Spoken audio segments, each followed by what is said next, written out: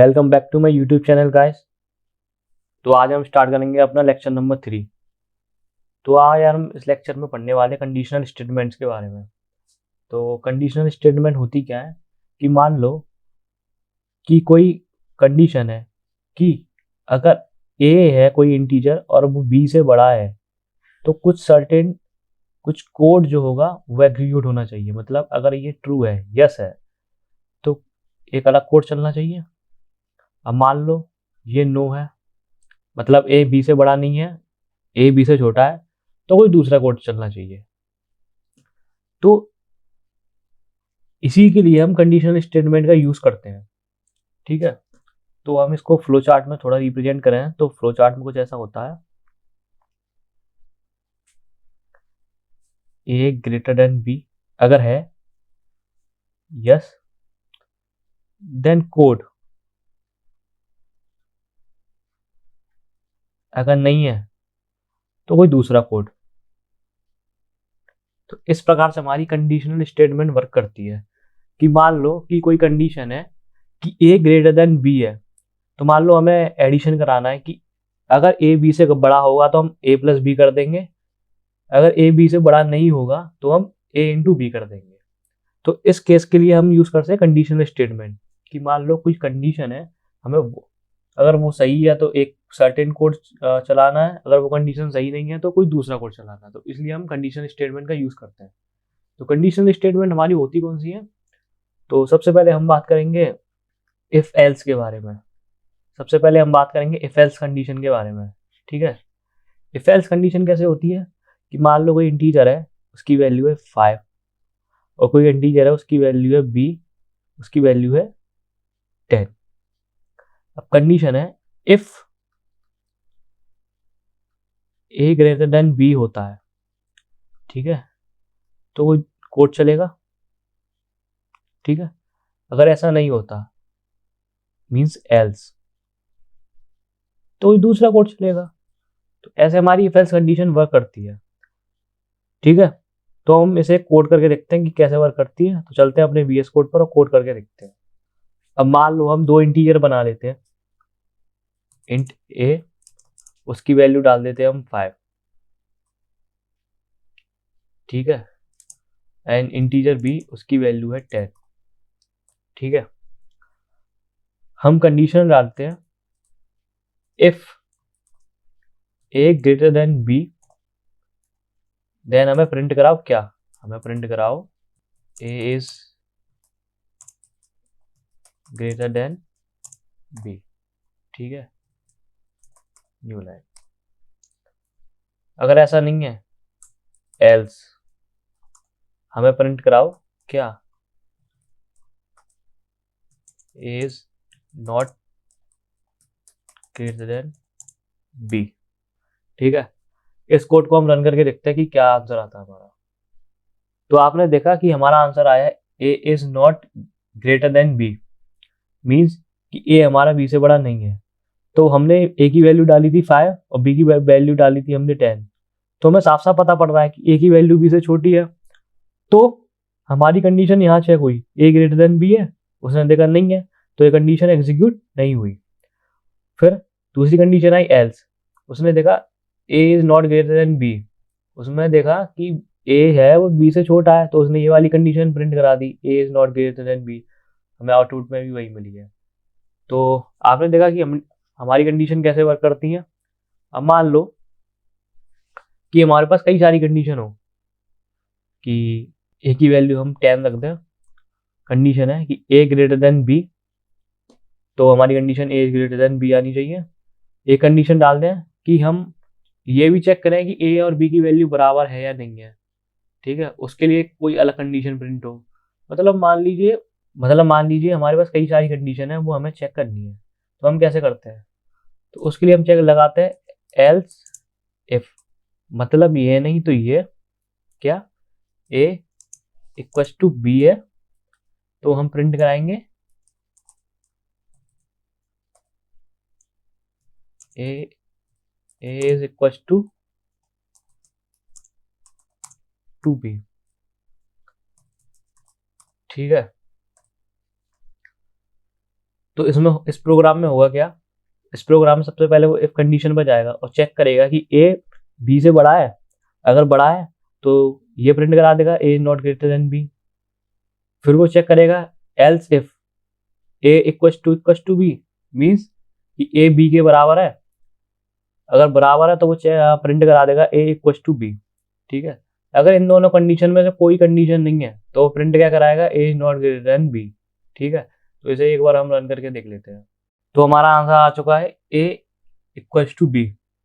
ठीक है, हमने देखा कि सबसे पहले ये कंडीशन चेक हुई, ये कंडीशन फॉल्स निकली तो इसने कुछ प्रिंट नहीं कराया इसके अंदर जो भी कोड है। फिर इसने देखा कि ए इक्वल टू बी है तो ये वाली कंडीशन प्रिंट करा दी। फिर वो इसके पास गया ही नहीं, एल्स कंडीशन चली ही नहीं हमारी। क्यों? क्योंकि ऊपर वाली कंडीशन ट्रू हो गई तो अब नीचे वाली कंडीशन एग्जीक्यूट नहीं होगी। ठीक है, तो इसी को हम बोलते हैं नेस्टेड एल्स इफ। इसको क्या बोलते हैं हम? इसको बोलते हैं हम नेस्टेड एल्स इफ। ठीक है, कि सबसे पहले इफ कंडीशन आएगी, कुछ कंडीशन है, कुछ कोड एग्जीक्यूट होगा और ये कंडीशन हमारी ट्रू नहीं निकलती, फिर दूसरी कोई कंडीशन चेक कर लो एल्स इफ कि ये कंडीशन चेक होगी। मीन्स कि हम हर स्टेप के लिए कुछ ना कुछ कंडीशन दे सकते हैं नेस्टेड एल्स इफ की कंडीशन में।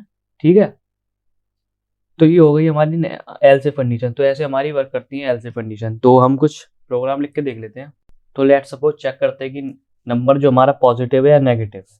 ठीक है, चेक नंबर इज पॉजिटिव और नेगेटिव। ठीक है, चलते हैं अपने VS कोड पर और देखते हैं। तो हम कोई इंटीजर बना लेते हैं और उसका हम आउटपुट लेंगे यूजर से। एंटर द वैल्यू ऑफ ए। ठीक है, सीन से इनपुट लेंगे यूजर से। ठीक है, हमने ए का इनपुट ले लिया। अब चेक करते हैं कि ए पॉजिटिव नंबर है या नेगेटिव नंबर है। तो उसके लिए हम क्या चेक करेंगे, इफ अगर ए की वैल्यू 0 से बड़ी होगी तो मीन्स एक वो पॉजिटिव नंबर है। ठीक है, अगर ए की वैल्यू 0 से बड़ी होगी तभी तो हम बता पाएंगे वो पॉजिटिव नंबर है, वो तो नॉर्मल मैथमेटिक्स है। ठीक है, हमने चेक किया ए अगर 0 से बड़ा है तो हम प्रिंट क्या करा देंगे, a is positive number, a is positive number. ठीक है, अब मान लो कोई ए की वैल्यू 0 डाल देता है, उसके लिए हम एक अलग कंडीशन लगा सकते हैं कि अगर कोई ए की वैल्यू 0 डाले तो हम प्रिंट करा दें ए की वैल्यू 0 है। ठीक है, the value of A is 0। ठीक है, तो इसके लिए हम एल्स इफ लगा सकते हैं, else if A equal to 0, क्या प्रिंट कराएंगे हम, the value of A is 0।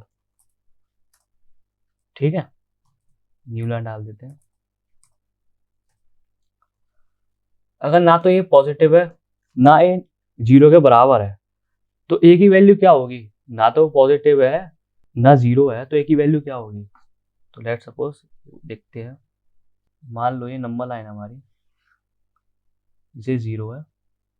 ठीक है, या minus infinity plus infinity 1 1 2 3 tetra dash -1 -2 -3। ठीक है, हम चेक कर रहे हैं क्या ए की वैल्यू 0 से बड़ी है, मतलब इधर कहीं वैल्यू है, इधर कहीं वैल्यू है तो ए की वैल्यू पॉजिटिव हुई। ठीक है, दूसरी कंडीशन में हमने चेक की क्या ए की वैल्यू 0 है। ठीक है, तो अगर नहीं है तो बची क्या, कौन सी कंडीशन, ना 0 है ना पॉजिटिव है, तो बची कौन सी कंडीशन, ये वाली कंडीशन। तो मीन्स ए की वैल्यू क्या होगी, ए की वैल्यू नेगेटिव होगी। तो इस केस में हम क्या प्रिंट करा देंगे, the value of A is negative, means the A is a negative number. ठीक है, else out is negative number. And जैसे एक बार हम प्रिंट करा के देख लेते हैं। ठीक है, तो ए की वैल्यू डालते हैं हम। लेट्स सपोज हमने डाली 45। ठीक है, तो हमारा प्रिंट हो गया, आ चुका है ए इज अ पॉजिटिव नंबर। ठीक है, तो सबसे पहले कंडीशन चेक हुई, ए हमारा 0 से बड़ा है, उसने देखा हाँ 0 से बड़ा है, तो ये कंडीशन, ये वैल्यू प्रिंट हो गई और वो इस ब्लॉक से बाहर आ गया। ठीक है, फिर उसने कोई कंडीशन चेक नहीं की। ठीक है, अब हम ए की वैल्यू डाल देते हैं। लेट्स सपोज हमने डाल दी ए की वैल्यू 0, तो देखते हैं क्या प्रिंट आता है। तो हमारा ये प्रिंट आना चाहिए था, वैल्यू ऑफ ए 0 करके देख लेते हैं, एंटर। तो देखा आपने, हमारे यहाँ आंसर आ चुका था, वैल्यू ऑफ ए इज 0। ठीक है, यही हमने इसमें कंडीशन डाली थी कि अगर ए की वैल्यू 0 के बराबर हो जाती है तो हम क्या प्रिंट कराएंगे, द वैल्यू ऑफ ए 0। ठीक है, अब मान लीजिए हमने पॉजिटिव नंबर डाल के देख लिया, नेगेटिव नंबर नहीं डाला, अभी हम 0 डाल के देख लिया। तो हम नेगेटिव नंबर डाल के देख लेते हैं कि नेगेटिव नंबर डालने पर क्या आता है। ठीक है, हमने डाला -5। ठीक है, -5 एक इंटीजर है।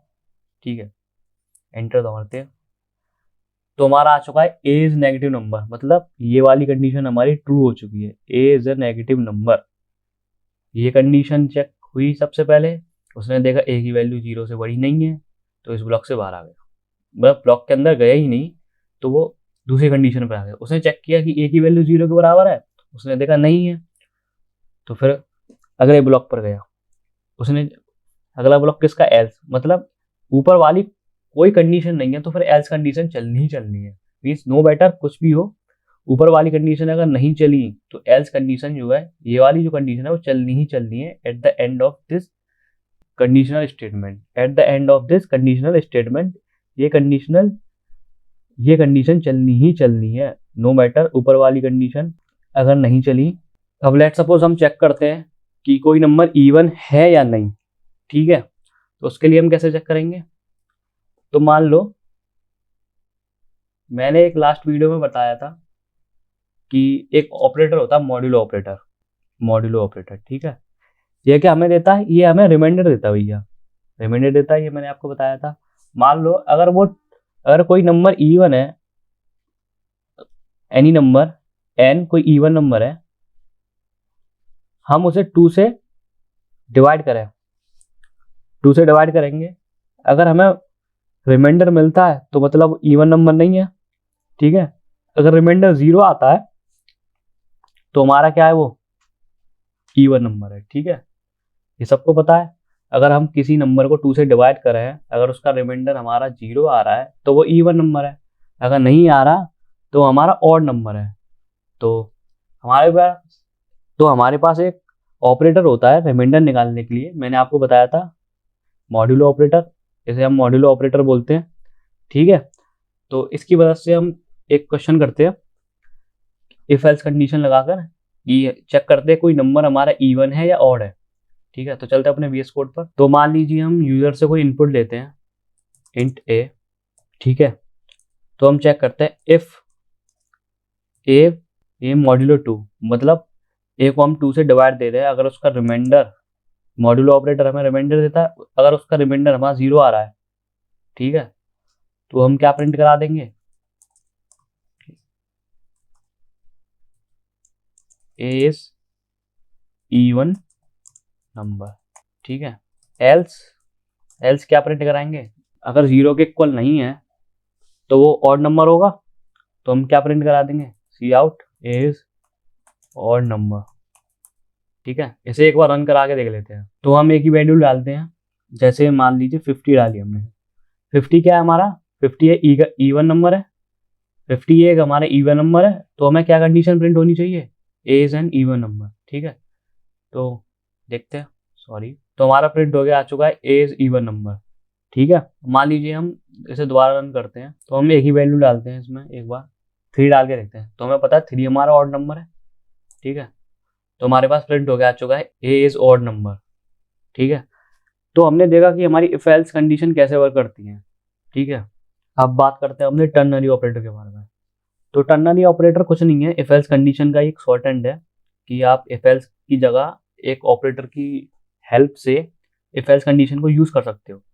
तो टर्नरी ऑपरेटर होता कैसा है कि कोई कंडीशन है, मान लीजिए कोई कंडीशन हुई, अगर वो ट्रू है, कंडीशन अगर ये ट्रू है, क्वेश्चन मार्क आएगा, अगर ये ट्रू है तो कुछ ऑपरेशंस होंगे, ठीक है। अगर ये फॉल्स है, फॉल्स के लिए क्या आएगा, फॉल्स के लिए कुछ दूसरी कंडीशन वर्क करेगी। तो टर्नरी ऑपरेटर हमारा ऐसे वर्क करता है, मान लीजिए कोई वैल्यू है a equal to 4 and b equal to 1। हम कंडीशन डाल देते हैं कि अगर a की वैल्यू 4 है तो हम a प्लस बी कराएंगे।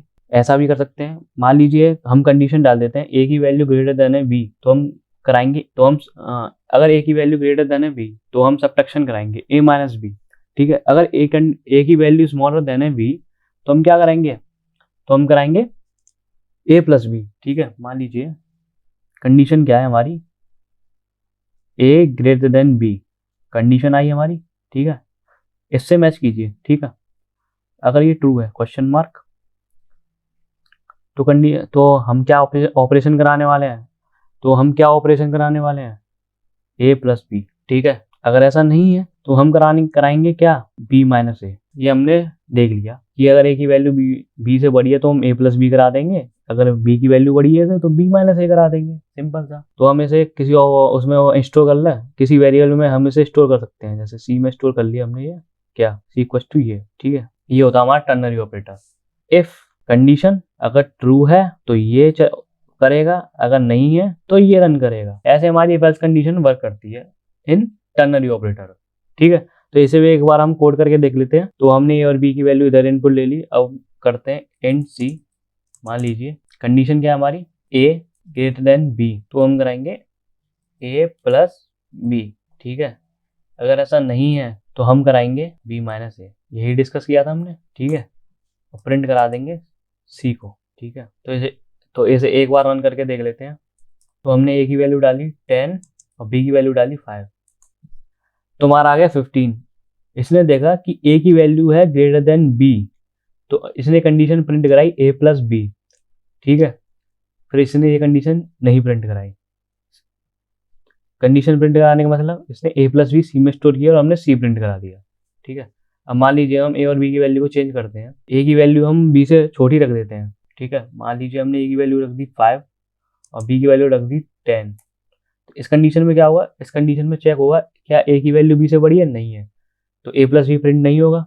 फिर क्या प्रिंट होगा, बी माइनस ए, मतलब बी की वैल्यू 10 है और ए की वैल्यू 5, तो हमारा प्रिंट क्या होने वाला है, 5। तो देखते हैं, तुम्हारा आपने देखा कि 5 प्रिंट हो चुका है। ऐसे हमारा टर्नरी ऑपरेटर वर्क करता है, ठीक है। अगर इसमें नेस्टेड एल्स इफ लग रही हो भैया तो फिर कैसे होगा, कि हम 2-3 कंडीशन चेक कराना चाह रहे हैं, तो फिर कैसे हम करेंगे।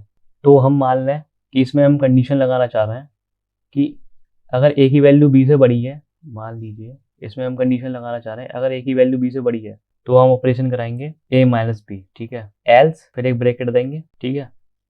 फिर इस कंडीशन दूसरी कंडीशन लिखेंगे, एल्स इफ में हम लिखते हैं ना, इफ कंडीशन में दूसरी कंडीशन, एल्स इफ में एक अलग कंडीशन लिखते हैं। तो इसी प्रकार हमने अलग ब्रैकेट में दूसरी कंडीशन लिखेंगे। हम इसमें लिखेंगे अगर ए की वैल्यू क्या है हमारी, बी के बराबर है, तो हम करेंगे क्या, क्वेश्चन मार्क, हम करेंगे ए प्लस बी, ठीक है। अगर ऐसा नहीं है तो हम करेंगे क्या, बी माइनस ए। तो इसे एक बार हम चला के देख लेते हैं। तो हम ए और बी की वैल्यू डालते हैं, जैसे हम वैल्यू डालें किसकी, हम वैल्यू डालें ए की 10 और बी की वैल्यू डालें हम 5।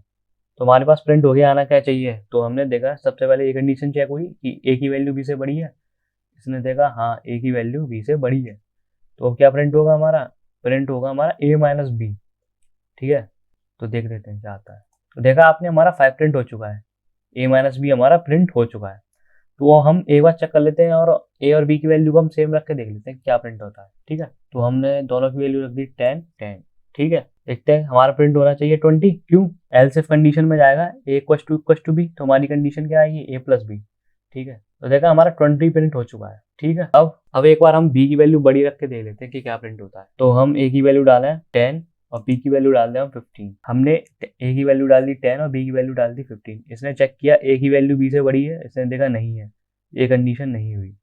क्या ए बी के बराबर है, इसने देखा नहीं है, ये कंडीशन रन हुई। एल्स कंडीशन, आगे की कोई भी कंडीशन ट्रू नहीं है तो एल्स कंडीशन रन होने वाली है, मतलब बी माइनस ए हमारा प्रिंट होने वाला है, ठीक है। तो बी माइनस ए की वैल्यू क्या आने वाली है हमारी 5।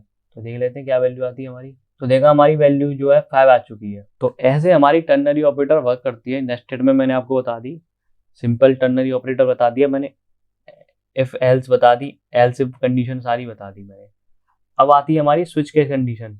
ठीक है, अब स्विच केस कंडीशन कैसी होती है चलिए बताता हूँ मैं आपको। तो हम अपनी स्विच केस कंडीशन देखें तो स्विच केस कंडीशन का सिंटेक्स कुछ इस तरीके का होता है कि हम सबसे पहले लिखते हैं स्विच, ठीक है, उसके अंदर कोई एक्सप्रेशन, फिर आते हैं हमारे केसेस, केस एक्स, तो कोई कोड रन होगा, फिर ब्रेक, ऐसे ही कोई दूसरा केस होगा, case Y, code break, end में आता हमारा डिफॉल्ट केस। ठीक है, अभी मैं आपको समझाता हूँ ये कैसे वर्क करता है। तो सबसे पहले जो स्विच के अंदर जो हमारी एक्सप्रेशन होती है वो इवोल्यूट होती है, वो पहले सबसे पहले इवोल्यूशन होता है उसका, फिर वो देखती है जो उसकी जो वैल्यू आ रही है वो क्या x के बराबर है, एक्सप्रेशन की जो वैल्यू इवोल्यूटिव होने के बाद क्या x के बराबर आई, तो ये वाला कोड चल जाएगा। ठीक है, इस कोड के चलने के बाद वो स्विच केस से बाहर आ जाएगा। ठीक है, अगर एक्सप्रेशन की वैल्यू x के बराबर नहीं है, क्या एक्सप्रेशन की वैल्यू y के बराबर है, अगर है तो ये कोड चलेगा, वरना क्या होगा, अगर कोई भी केस मैच नहीं हुआ तो हमारा जो डिफॉल्ट केस होगा ना वो रन होगा। ठीक है, स्विच केस में अगर कोई भी केस मैच नहीं हुआ फिर जो हमारा डिफॉल्ट केस जो होगा वो रन होगा। ठीक है, अगर कोई केस भी मैच नहीं हुआ तो। ठीक है, तो स्विच केस लिखने का ये एक सिंटेक्स है कि डिफॉल्ट केस सबसे लास्ट में आएगा और सारे केस सबसे पहले आएंगे। ठीक है, तो ब्रेक कंडीशन, यहाँ पे ब्रेक क्या वर्क करता है, ब्रेक कंडीशन वर्क करता है कि इससे बाहर आ जाओ, इस ब्रैकेट से बाहर आ जाओ। ब्रेक कंडीशन का वर्क होता है कि जो ब्रैकेट है ना इनसे बाहर आ जाओ, ब्रेक कंडीशन का इतना काम होता है। ठीक है, तो इसे एक बार हम कोड करके देख लेते हैं कैसे वर्क करता है। मान लो कि इंटीजर है इंट n, ठीक है, उसकी हम वैल्यू लेंगे यूजर से input, enter the value of n। ठीक है, हमने यूजर से इनपुट ले ली, अब हम लगाते हैं इसमें स्विच केस। ठीक है, स्विच केस लगाया, मान लीजिए इसके अंदर हम एक्सप्रेशन क्या डालेंगे, n। मान लीजिए अगर n की वैल्यू केस 1 मीन, केस 1 क्या, केस 1 का मतलब 1, अगर n की वैल्यू 1 आती है हमारे, ठीक है, तो क्या होगा, प्रिंट हमारा प्रिंट करा देंगे वैल्यूज इज 1। ये जरूरी नहीं है कि आप यहाँ 1 ही डालें, कि आप कोई प्रिडिक्शन कर लें कि हमारी कुछ वैल्यू ऐसे आने वाली है और हम कुछ ऐसा कराने वाले हैं उससे प्रिंट। ठीक है, जरूरी नहीं है यहाँ 1 ही आएगा, यहाँ आप 2 भी डाल सकते हैं, 3 भी डाल सकते हैं, जैसा आपने कंप्यूटेशन कर रखा है कि हमारी वैल्यू ये आनी चाहिए तो हम ये प्रिंट कराएंगे। ठीक है, मान लीजिए अगर n की वैल्यू 2 आती है तो हम प्रिंट कराएंगे वैल्यू इज 2। ठीक है, आप इसमें कई सारे केसेस डाल सकते हैं, बट आप इसमें जितना मर्जी चाहें उतने केस डाल सकते हैं। ठीक है, मैं इसमें डिफॉल्ट केस डालता हूँ। डिफॉल्ट क्या आएगा, डिफॉल्ट हमारा प्रिंट करा दीजिए नो वैल्यू मैच।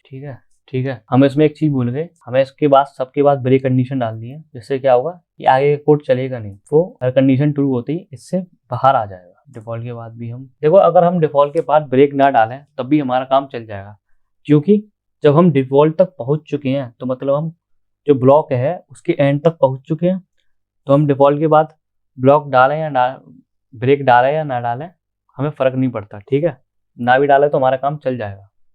ठीक है, तो हम इसे एक बार रन करा के देख लेते हैं कि क्या चलता है हमारा कोड। तो हम इसमें n की वैल्यू डाल रहे हैं, जैसे हमने मान लो डाली 2, तो हमारा स्विच केस के अंदर गया n की वैल्यू उसने केसेस से मैच की, जैसे केस 1 का मतलब क्या है, 1 जो है बता रहा है कि अगर n की वैल्यू 1 है तो वैल्यू हमारी क्या होगी, वैल्यू इज 1।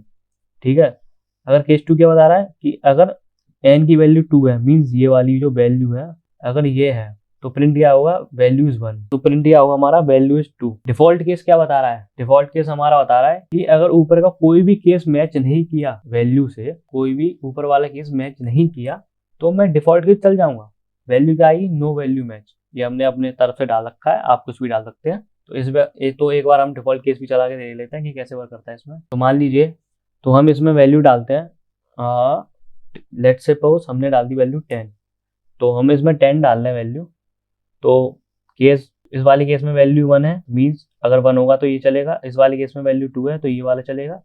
10 के लिए हमने कोई केस बनाया नहीं है, तो इसका मतलब हमारा डिफॉल्ट केस चलने वाला है। तो देखते हैं क्या आता है, तो हमारा डिफॉल्ट केस चला। ठीक है, नो वैल्यू मैच, आपने देखा कि इधर भी कोई वैल्यू मैच नहीं की, इधर भी कोई वैल्यू मैच नहीं की, तो हमारा डिफॉल्ट केस चल गया।